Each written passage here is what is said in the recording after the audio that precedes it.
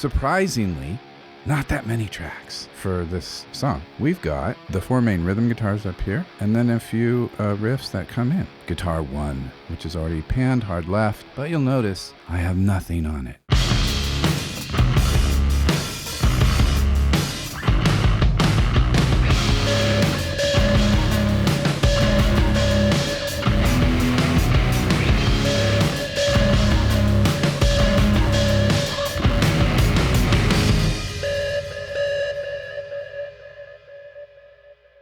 Because I definitely find that experienced producers and experienced band people really know what they want with guitar tones, overall tonality and brightness versus darkness versus mid-range and all of that. There are a lot of times when I don't need to do anything. Of course, I do have some processing on the bus.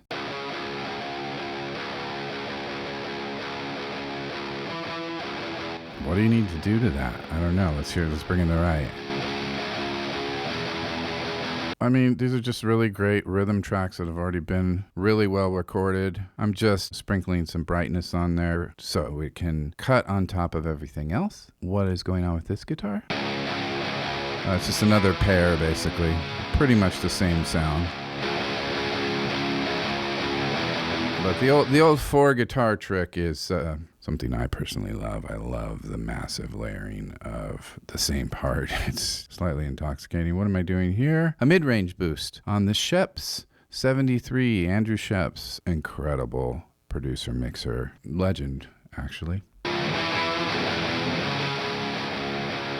Yeah, I guess the bus is doing quite a bit of brightening, isn't it? If we bypass these, we can hear that. Nothing happening there. Quite a bit of brightening out of the Pro Q2 there. Just making it a little brighter and a little louder and thicker with the Phoenix 2 tape emulation.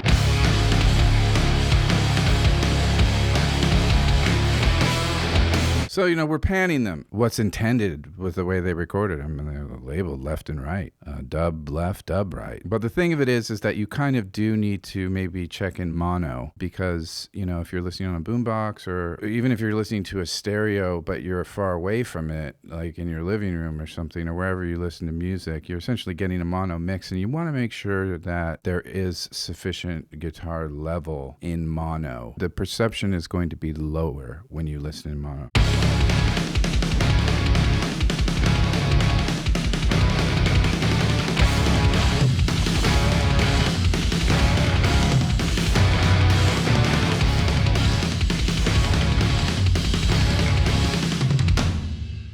Rhythm guitar sounding good. Moving on halfway through the first verse.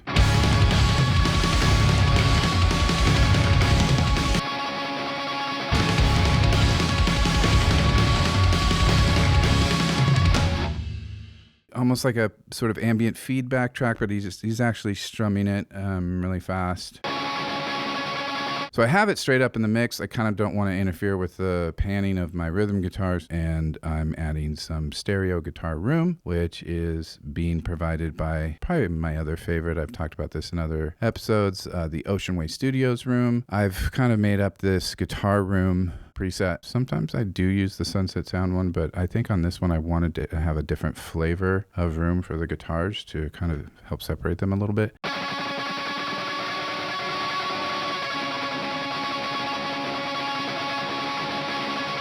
That's a nice splatty, brightish room, adding a lot of space for this part to speak. Otherwise, it kind of gets lost. Crazy feedback distortion. Sounds like something's being strangled individually. Those just appear in the 1-bar breaks before the choruses. Again, you want to be able to hear those, but you want to make sure that the guitars are not as impactful as that downbeat coming in. Otherwise, your downbeat will sound anemic. You can never have that in a song like this. Another glitch guitar track. I've got more room on this one. This is actually going in the verse from the chorus. And then we've got another riff that comes in halfway through verse 2.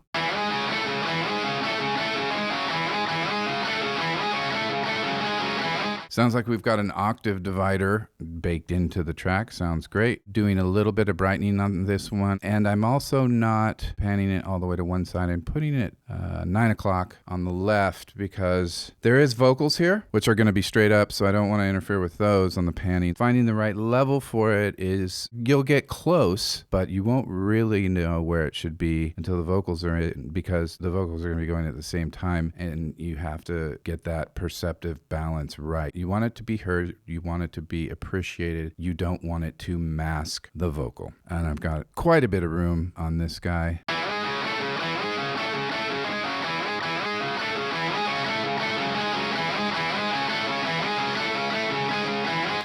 You can really tell when I hit stop just how much ambience is on that track. That's going to do it for the guitars. And now we're going to cruise over to keyboards, which interestingly has the most tracks of any instrument family in this song. We've got a lot of tracks here, and the other thing to think about is they're all stereo. You'll notice that, I don't know, I have EQ and or compression less than a third of these tracks, which says to me they've been shaped ahead of time, or they're just fitting really good and they don't need a lot of processing. With these kind of keyboard sounds, when you're overdubbing them, you're picking the sound based on everything else that's already there. So just to look at the bus real quick, almost nothing going on here. Brit 4K, synth pulse. When you're starting a mix, do you just play it from the top and you adjust your sounds as the song is progressing? Where are you concentrating your efforts as you begin the mix? This is a particular technique that a lot of rock mixers use, and probably just about any mixer, which is start mixing at the loudest part of the song, which 90% of the time in rock is going to be the last section. It's the last chorus. When I'm mixing a song, especially a dense song like this, I'm always careful to start mixing from the loudest point, because you're building your gain structures for all your different buses. You want to be building it for the loudest part of the song. If you build it for a quieter part of the song, and then you get to the louder part of the song, you're going to find you're overloading either your instrument buses or your stereo bus, and you'll have nowhere to go. Mix the loud part first. Simple trick. Intro noise. What is happening here? Bypassing effects.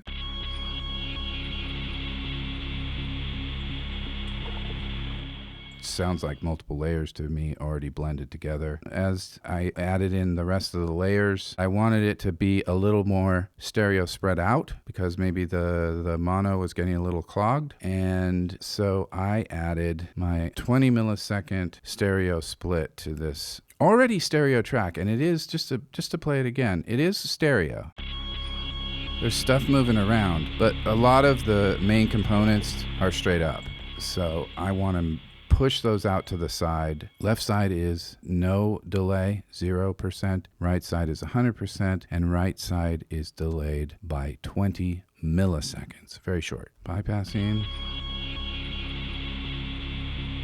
And with it on. And then I've got some reverbs going on. I've got a keys reverb. What is keys reverb? Altiverb EMT 140. This is old plate from Chapman Studios. I like this on vocals a lot, but I will use it on keyboards. So in this case, on the keyboards, I have two time-based effects. I have keys verb and keys delay. That's the verb. And another echo boy. This is kind of my standard setup. It's the space echo style, quarter note, feedback somewhere in this range, a little bit of low and high cut. Let's see how much echo I actually put on this.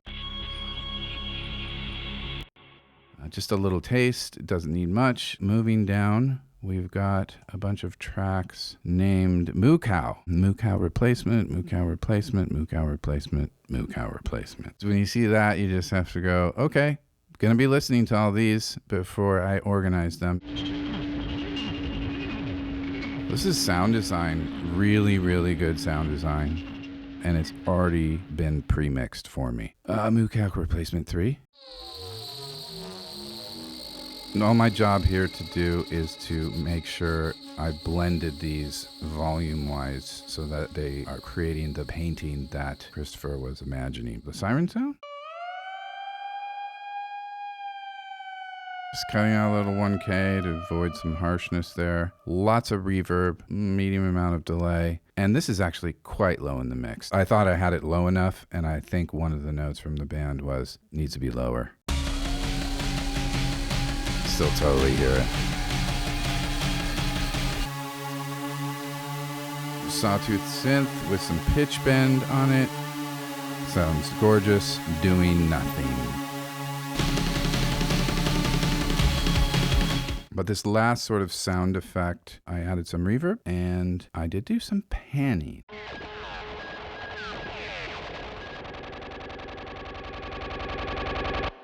This line represents the left and right stereo field. So when it's at the top, it's hard left. When it's on the bottom, it's hard right, almost like a drum fill in a way. The panning becomes slightly rhythmic there at the end of this piece.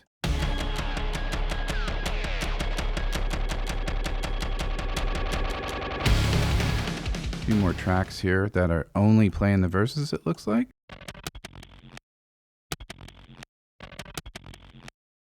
I almost wonder if a lot of these tracks weren't created in a separate DAW like Ableton Live. Ableton Live is much more efficient at creating something like that.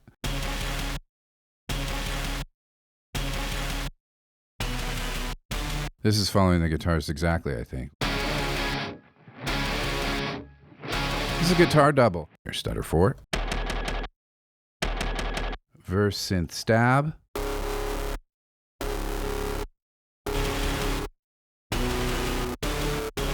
Again, that's part of the wall of guitars, and verse synth stab 2. So really, probably should have organized it more like that. Now these bottom 3 are really a package.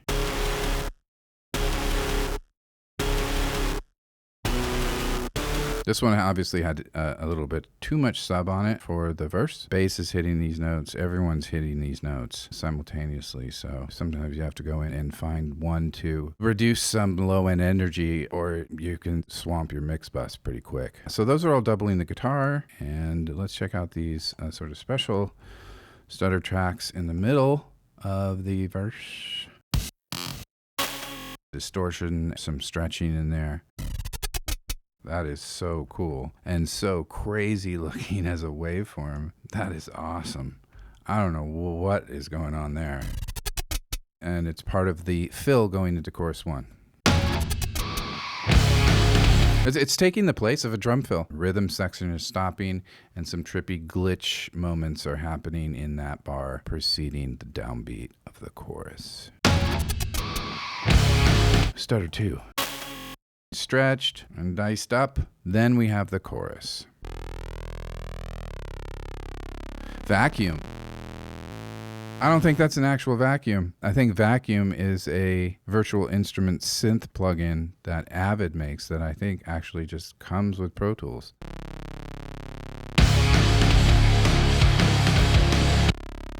Now, you listen really quiet, you might be able to pick it out. There are times when you do have to prioritize which mouth is getting the most food. I didn't give this guy a whole lot of food.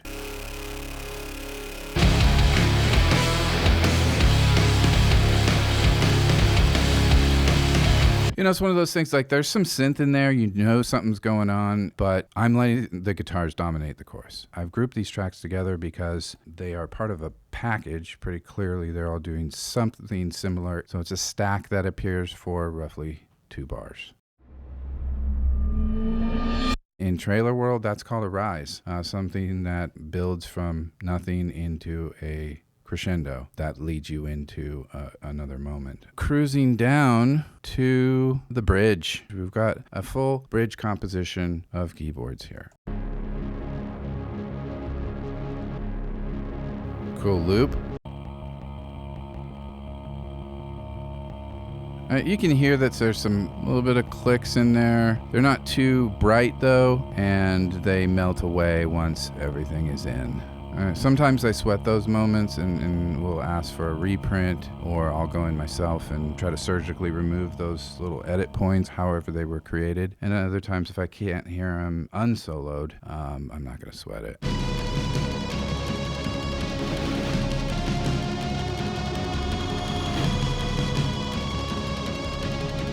So now we have an actual melody, though. We've got a melody line from the keyboards in the bridge.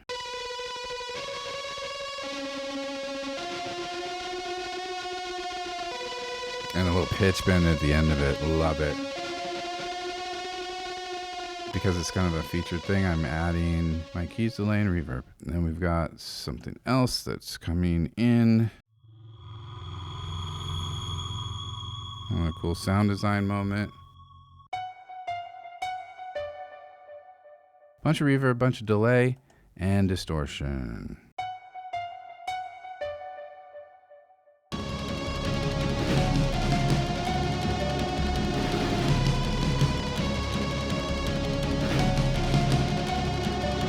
And then this last 2 bars of the bridge, we've got some swells.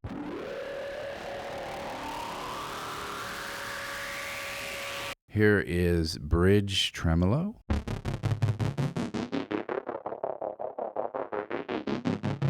All the cool stuff that he's done in this song. I mean, he spent some time sound forging. He's built a lot of different sounds and he's placed them in really opportune moments. This is a lot of work.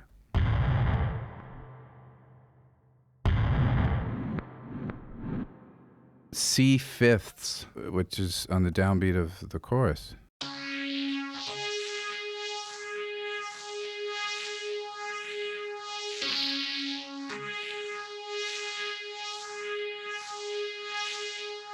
Awesome.